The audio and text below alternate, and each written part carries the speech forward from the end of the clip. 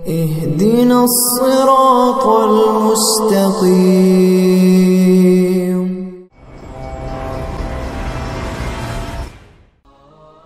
مفسر ابن جریر طبری نے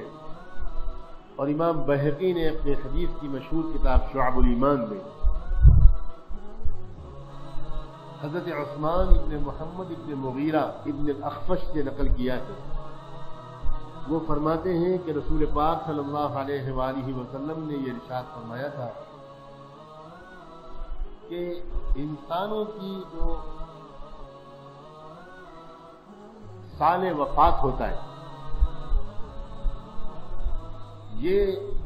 طے کیا جاتا ہے شعبان کے مہینے میں. علماء نے تشریح کی ہے اس کو اس طرح کہ طے تو وہ ہوتا ہے تقدیر ازلی میں، لیکن اگلے پورے سال کن کن لوگوں کی زندگی کا خاتمہ ہونا ہے، اگلے پورے سال کن کن لوگوں کی موت کا وقت آنا ہے، یہ شعبان سے شعبان تک کا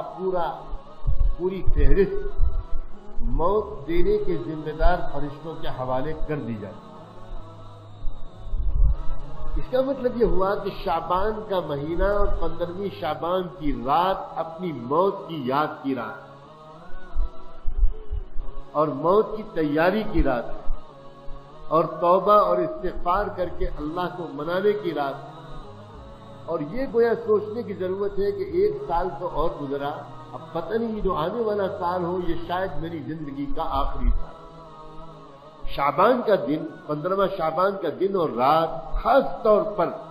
اپنی موت کی یاد کر کے حقوق اللہ اور حقوق العباد کے سلسلے میں معافی اور تلافی اور توبہ اور استغفار کی رات ہے، اور معافی اور تلافی اور توبہ اور استغفار کا دن ہے. اسی حدیث کے اگلے الفاظ میں ارشاد فرمایا حتی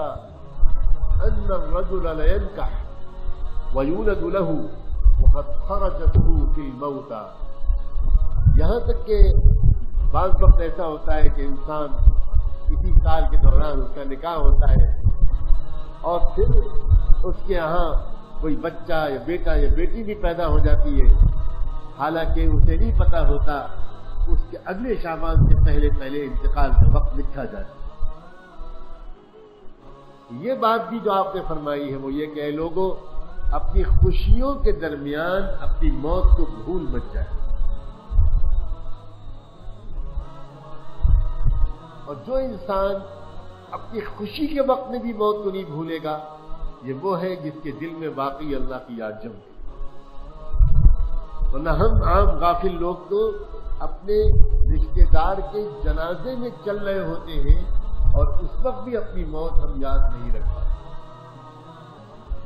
اور وہ انسان جس کے دل کو نسبت کا نور ملا ہے، جس کو اللہ کا تعلق ملا ہے، وہ اپنے نکاح کے دن بھی اپنی موت نہیں بھولتا. ویڈیو کے نیچے سبسکرائب کے بٹن پہ کلک کریں، بیل کے آئیکن پہ کلک کیجئے تاکہ ہر نئی ویڈیو کی نوٹیفیکیشن آپ کو مل جائے.